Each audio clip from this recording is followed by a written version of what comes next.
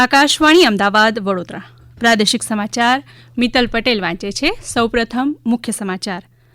મુખ્યમંત્રી ભૂપેન્દ્ર પટેલે મહેસાણાના વિસનગર ખાતે 495 કરોડ રૂપિયાથી વધુના વિવિધ વિકાસ પ્રકલ્પોનું લોકાર્પણ અને ખાતમુહૂર્ત કર્યું. ભાવનગર અને રાજકોટ રેલવે ડિવિઝનના 12 પુનર્વિકસિત મથકોનું પ્રધાનમંત્રી નરેન્દ્ર મોદી લોકાર્પણ કરશે. કેન્દ્રશાસિત પ્રદેશ દીવના ઘોઘલા ખાતે ખેલો ઇન્ડિયા બીચ ગેમ્સનો આજથી પ્રારંભ. 7મી ખેલો ઇન્ડિયા યુથ ગેમ્સ 2025માં રાજ્યના રમતવીરોએ 13 ચંદ્રક જીત્યા અને રાજ્યમાં આગામી 7 દિવસ કમોસમી વરસાદની હવામાન વિભાગની આગાહી. સમાચાર વિગતવાર.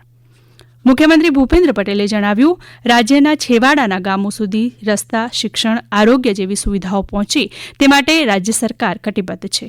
મહેસાણાના વિસનગરમાં 495 કરોડ રૂપિયાથી વધુના વિવિધ વિકાસ પ્રકલ્પોના લોકાર્પણ અને ખાતમુહૂર્ત પ્રસંગે શ્રી પટેલે ઉમેર્યું કે રાજ્યમાં ટ્રાફિકની સમસ્યાના નિવારણ માટે 1020 કરોડ રૂપિયાના ગરવી ગુજરાત હાઈસ્પીડ કોરિડોર પ્રોજેક્ટ શરૂ કરાયો છે. આ વર્ષે આપણે બજેટમાં નમો શક્તિ એક્સપ્રેસવે, સોમનાથ દ્વારકા એક્સપ્રેસવે ઉપરાંત 12 નવા ગરવી ગુજરાત હાઈ સ્પીડ કોરિડોર વિકસાવવા માટે 1020 કરોડ રૂપિયાની જોગવાઈ કરી છે. વિસનગરને પણ આવા એક હાઈ સ્પીડ કોરિડોરનો લાભ મળવાનો છે. 8 કિલોમીટરથી વધુ લંબાઈના નવા 4 લેન બાયપાસ રોડ ડેવલપમેન્ટ કરવા 210 કરોડ રૂપિયાના કામો આવનાર દિવસમાં શરૂ થવાના છે. વિસનગર આસપાસના 76,000 થી વધુ લોકોને ટ્રાફિકની સમસ્યામાંથી મુક્તિ મળશે. આ કાર્યક્રમ દરમિયાન શ્રી પટેલે વિસનગર બાયપાસ રોડ પ્રોજેક્ટ અંતર્ગત જમીન સંપાદનના વળતરના ચેક જમીનધારક ખેડૂતોને અર્પણ કર્યા હતા. તેમજ આ વિસ્તારના ક્ષયના દર્દીઓને નિક્ષય કીટ તેમજ સગર્ભા ધાત્રી માતાઓને પોષણ કીટનું વિતરણ કર્યું હતું. આ ઉપરાંત ઉમતા દેણપ રોડ ખાતે તેમણે શ્રી કમલ સંધ્યા અપના ઘર આશ્રમ ઉમતાનું લોકાર્પણ કર્યું હતું. આ પ્રસંગે આરોગ્યમંત્રી ઋષિકેશ પટેલ અને સહકાર મંત્રી જગદીશ વિશ્વકર્મા ઉપસ્થિત રહ્યા હતા. કચ્છ જિલ્લામાં યોજાનાર પ્રધાનમંત્રી નરેન્દ્ર મોદીના સંભવિત કાર્યક્રમની તૈયારીના અનુસંધાને કલેક્ટર કચેરી ખાતે પ્રભારી મંત્રી પ્રફુલ્લ પાનસેરિયાની અધ્યક્ષતામાં સમીક્ષા બેઠક યોજાઈ. આ બેઠકમાં જિલ્લા કલેક્ટર આનંદ પટેલે કાર્યક્રમના સ્થળ, મંડપ વ્યવસ્થા, આમંત્રિત મહેમાનો તથા જનતા માટે બેઠક વ્યવસ્થા, પાર્કિંગ, સુરક્ષા વ્યવસ્થાપન સહિતની તૈયારીઓ અંગે માહિતગાર કર્યા. શ્રી પાનસેરિયાએ ભુજ મિર્ઝાપર રોડ પર કાર્યક્રમના સ્થળની મુલાકાત લઈ જરૂરી સૂચનો કર્યા હતા. અમૃત ભારત યોજના હેઠળ ભાવનગર રેલવે ડિવિઝનના 6 રેલવે મથકોનો પુનર્વિકાસ થતાં પ્રધાનમંત્રી નરેન્દ્ર મોદી તેનું લોકાર્પણ કરશે. આ યોજના હેઠળ ભાવનગર રેલવે ડિવિઝનના કુલ 17 મથકોનો પુનર્વિકાસ થઈ રહ્યો છે, જેમાં 6 મથકોના પુનર્વિકાસની કામગીરી પૂરી થઈ ગઈ છે, જેમાં શિહોર, પાલીતાણા, રાજુલા, મહુવા, લીંબડી અને જામજોધપુરનો સમાવેશ થાય છે. આ અંગે વિભાગીય રેલવે મેનેજર રવીશ કુમારે વધુ માહિતી આપી. इन स्टेशंस पर मुख्यतः हम लोगों ने सर्कुलेटिंग एरिया इम्प्रूव किया है. एडिशनल प्लेटफॉर्म्स की लंबाई ऊंचाई भी हम लोगों ने बढ़ाई है जहां ज़रूरत थी. साथ में दिव्यांग जनों के लिए इंडिकेशंस पूरी तरह से बनाए हैं. टेक्टाइल मार्किंग्स पूरी तरह से की हैं जिससे कि लोगों को किसी तरह की असुविधा ना हो. દરમિયાન અમૃત ભારત સ્ટેશન યોજના અંતર્ગત પુનર્વિકસિત થયેલા રાજકોટ ડિવિઝનના 6 મથકોનું પણ પ્રધાનમંત્રીના હસ્તે લોકાર્પણ કરાશે, જેમાં ઓખા, મીઠાપુર, કાનાલુસ, જામવંથળી, હાપા અને મોરબીનો સમાવેશ થાય છે.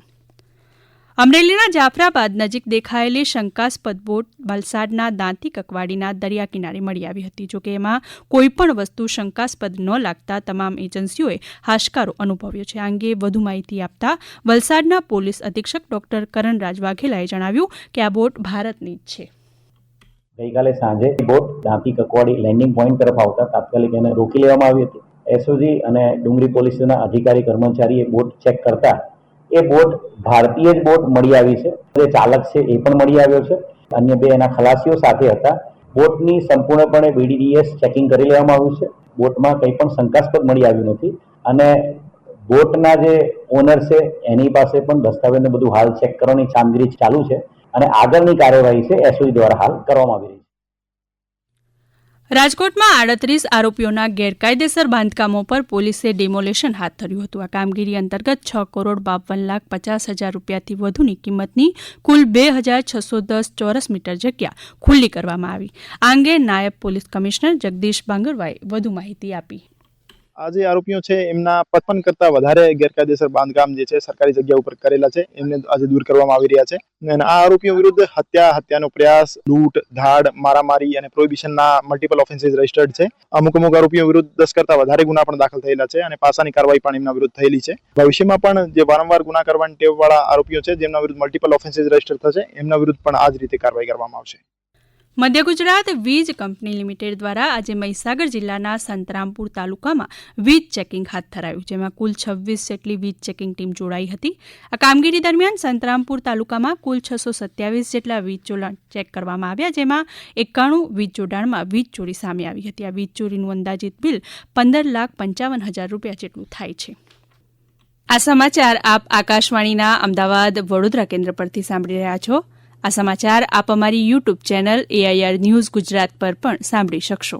વધુ સમાચાર માટે અમારી વેબસાઇટ newsonair.gov.in/gujarati અને અમારા એક્સ હેન્ડલ AIR news_ABAT ને ફોલો કરશો. ખેલો ઇન્ડિયા અંતર્ગત સૌપ્રથમવાર યોજાઈ રહેલા ખેલો ઇન્ડિયા બીચ ગેમ્સનો આજે કેન્દ્રશાસિત પ્રદેશ દીવના ઘોઘલા બીચ ખાતે પ્રારંભ થશે.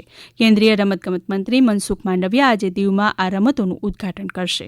શનિવાર સુધી રમાનારી આ 6 દિવસીય સ્પર્ધામાં દેશભરમાંથી 1000થી વધુ રમતવીરો ભાગ લેશે, જેમાં beach soccer, beach volleyball, beach kabaddi, pancake Silat અને ઓપન વોટર સ્વિમિંગ જેવી 6 મેડલ ઇવેન્ટ્સમાં સ્પર્ધાઓ યોજાશે. આ ઉપરાંત આ સ્પર્ધામાં મલખમ અને ખેંચ જેવી 2 અન્ય પારંપરિક રમતો પણ પ્રદર્શિત કરવામાં આવશે. 7મી ખેલો ઇન્ડિયા યુથ ગેમ્સ 2025માં રાજ્યના રમતવીરોએ 13 ચંદ્રક જીત્યા છે. બિહાર ખાતે યોજાયેલા આ રમતોત્સવમાં ગુજરાતમાંથી વોલીબોલ, જુડો, તીરંદાજી, તરણ, જિમ્નાસ્ટિક્સ, વેઇટલિફ્ટિંગ, કુસ્તી, મલખમ, ટેનિસ, એથ્લેટિક્સ, થાનકથા, યોગાસન, ગતકા, કલિયરપટ્ટુ, ફેન્સિંગ, સાયકલિંગ અને નિશાનેબાજી એમ કુલ 17 વ્યક્તિગત અને ટીમ ગેમમાં કુલ 107 ખેલાડીઓએ ભાગ લીધો હતો.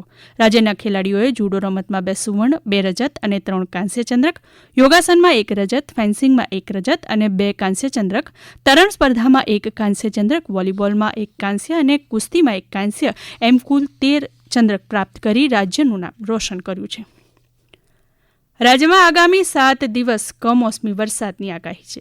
હવામાન વિભાગના જણાવ્યા મુજબ 21 મેથી વરસાદની ગતિ વધશે.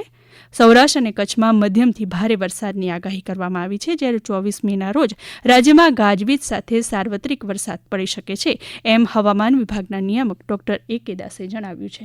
गुजरात रीजन में 21 से लेकर 25 तक स्कैटर रेनफॉल दिया गया है. इसमें थंडरस्टॉर्म का भी वार्निंग दिया गया है. 22, 23, 24 छोटाउदेपुर और नर्मदा के लिए हेवी रेनफॉल का वार्निंग भी दिया गया है. और जो 23 मई को जो दिया गया है ये है आपका वलसाड, नवसारी, दमन एंड दादरा नगर हवेली. और जो सौराष्ट्र कच्छ रीजन में अमरेली और भावनगर के लिए.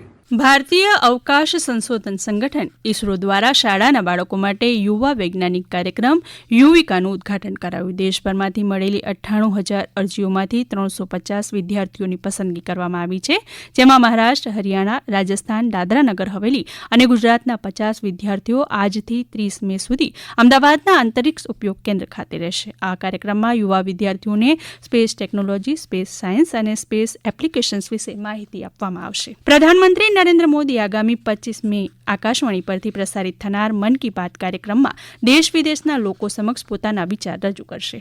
આ માસિક રેડિયો કાર્યક્રમની 122મી કડી હશે. લોકો પોતાના વિચાર અને મંતવ્ય ટોલ ફ્રી નંબર 1-800-117-800ના માધ્યમથી મોકલી શકે છે. અંતમાં મુખ્ય સમાચાર ફરી એકવાર. મુખ્યમંત્રી ભૂપેન્દ્ર પટેલે મહેસાણાના વિસનગર ખાતે 495 કરોડ રૂપિયાથી વધુના વિકાસ પ્રકલ્પોનું લોકાર્પણ અને ખાતમુહૂર્ત કર્યું. ભાવનગર અને રાજકોટ રેલવે ડિવિઝનના 12 પુનર્વિકસિત મથકોનું પ્રધાનમંત્રી નરેન્દ્ર મોદી લોકાર્પણ કરશે. કેન્દ્રશાસિત પ્રદેશ દીવના ઘોઘલા ખાતે ખેલો ઇન્ડિયા બીચ ગેમ્સનો આજથી પ્રારંભ. 7મી ખેલો ઇન્ડિયા યુથ ગેમ્સ 2025માં રાજ્યના રમતવીરોએ 13 ચંદ્રક જીત્યા અને રાજ્યમાં આગામી 7 દિવસ કમોસમી વરસાદની હવામાન વિભાગની આગાહી. આકાશવાણીના અમદાવાદ વડોદરા કેન્દ્ર પરથી પ્રાદેશિક સમાચાર પૂરા થયા. હવે પછી આપ રાત્રિના 7:50 રાષ્ટ્રીય સમાચાર સાંભળી શકશો.